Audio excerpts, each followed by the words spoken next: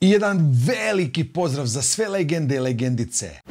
Kao što sam prošle godine obećao, došao je moment da se uozbiljim.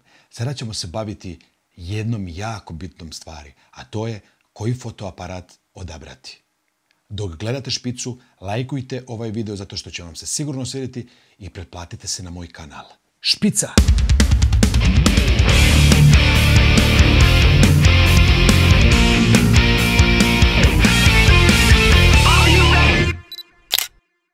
Pa da krenemo redom. Prva stvar na koju ne bi uopšte trebali da obraćate pažnju, to je brand fotoaparata. To će vam tek kasnije biti važno kada budete ozbiljnije ušli u bavljenje fotografijom ili videom. Sigurno ste viđali mimove na kojima vidite vlasnike Sonija koji su okarakterisani kao porodični ljudi, vlasnike Nikona koji su pripadnici LGBT populacije ili vlasnike Canona koji su prave baje. Naravno da to uopšte nije tačno i da nema nikakve veze sa životom. Sem ovog posljednjega, to je tačno. Pa naravno da se šalim, ali evo obećavam da će to biti posljednja šala.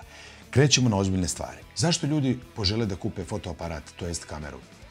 Zato što žele da njihove slike i video budu bolje. Moderne tehnologije, 21. vek je omogućio da svaki korisnik mobilnog telefona može praviti jako dobre fotografije i jako dobre videe. Prva stvar koju bi trebali da proverite, to je da li vaš telefon može praviti bolje fotografije od onih koje ste do sada pravili do ovog momenta. Šta treba da uradite? Moj predlog je da instalirate Lightroom, Adobe program koji je potpuno besplatan, i da sa Lightroomom kamerom fotografišete sa vašim mobilnim telefonom i te fotografije obrađujete u samom Lightroomu. Milion opcija, milion filtera, mnogo mogućnosti vam pruža taj program i te fotografije mogu biti dosta bolje. Tek kada proverite to i kada ustanovite da ste prevazišli mobilnu fotografiju, to je fotografiju pravljenu mobilnim telefonom, tek onda krećemo o razmišljanju o kupovini svog prvog fotoaparata. Prva greška pri samostalnom izboru fotoaparata je sljedeća. Što više piksela, a da mu je što manje cena. To zaboravite. Kasnije, kada postanete ozbiljni fotografi ili videomakeri, shvatit ćete da nekad kamera koja ima 20 megapiksela može biti mnogo korisnija od kamere sa 50 ili 38 megapiksela. Ali o tome neki drugi put. Ono što vam ja odmah mogu reći na početku, a to ćete i sami shvatiti, da je za kvalitet fotografije mnogo bitniji izbor objektiva nego izbor fotoaparata, to jest kamere. Ako ste zaljubljenik u prirodu i ako volite da fotografišete prirodu, a vama će sigurno bolji posao raditi neki širokougaoni objektiv. A ako volite da fotografišete portrete, to jest ljude, morat ćete naći neki portretni objektiv ili neki teleobjektiv. E sada, svako bi na početku voleo da ima objektiv koji može da radi apsolutno sve. Reći ću vam jednu jako bitnu i korisnu stvar. Ne postoji objektiv koji je najbolji za sve stvari i sa svakim objektivom možete slikati apsolutno sve. Recimo lični primjer. Prošle godine sam snimio jako puno muzičkih spotova.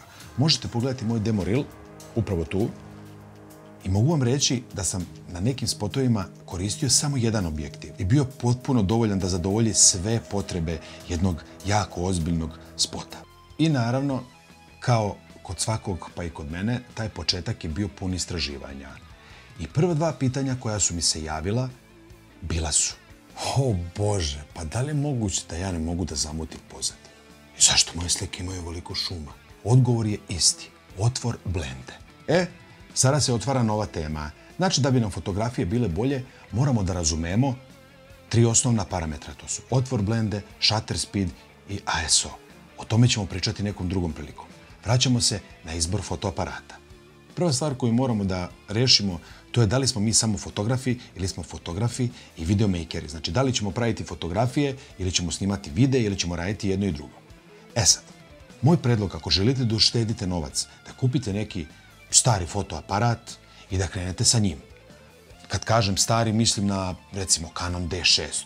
Cena tog aparata je jako niska i možete naći na sajtovima za prodaju polovnih stvari. Sada, zašto sam pominjao video? Aparat poput D600 nema autofokus u video režimu, što ima da bude jako potrebno i ume da napravi mnogo velike probleme gde ćete napraviti video u kom je sve mutno, u kom se ništa ne vidi, a vi ste baš želeli da zabeležite taj moment. Dobro. Ali ajde, Bojane, da se vratimo na izbor fotoaparata, jer ovo je tema ovog vloga. Sljedeće pitanje koje se postavlja to je da li želimo da kupimo DSLR fotoaparat ili želimo da kupimo mirrorless fotoaparat ili ti kameru. U čemu je razlika? Suštinski sve funkcioniše u svrhu pravljenja fotografije. To vam kao nekom novom u ovoj priči nije toliko ni bitno. Ali kasnije će vam biti bitno zbog izbora objektiva, vraćamo se na prethodnu stvar, pošto u zavisnosti od toga da li ste izabrali DSLR ili ste izabrali mirrorless, zavisi i mount, to jest kačenje objektiva koje ćete koristiti tokom snimanja. Suma sumarum, moj predlog vam je da uklopite kupovinu fotoaparata u vaš budžet i ono što je najbitnije, da obavezno kupite aparat sa promenjivim objektivima. Bez obzira da li je to DSLR ili je to mirrorless. I bez obzira da li taj fotoaparat košta ispod 500 eura, to jest 200-300 polovan, ili taj aparat košta preko 1000 ili par hiljade eura. Takozvani kit objektivi koji dolaze u setu sa kamerama će za početak biti sasvim dovoljni. Na samom početku pravit ćete jako slične fotografije sa bilo kojim fotoaparatom, a ja ću vam u sljedećem vlogu pokazati da je to istina, da nije samo prazna priča. Zato što fotografiju ne pravi aparat, nego fotograf. Zapamtite to. Kako vreme bude prolazilo, sticat ćete znanje i sami ćete odlučiti o svojim upgrade-ovima. Suština cele priče je da na početku ne kupujete neki najskuplji fotoaparat, jer vam on sigurno neće pomoći da dođete do savršenih fotografija koje zamišljate. Ja ću vam u opisu ovog videa postaviti linkove ka nekim kamerama koje su po meni zanimljive za početnike. Možete da me poslušate, a i ne morate da me poslušate. Ako me ne poslušate, jednog dana ćete se kajati, a ako me poslušate, jednog dana ćete reći bravo Boki care, puno si mi pomogao. I ako to niste uradili na početku, lajkujte ovaj video, pošto znam da vam se svideo, i pretplatite se na moj kanal. Uskoro mnogo stvari vezanih za video i za fotografiju.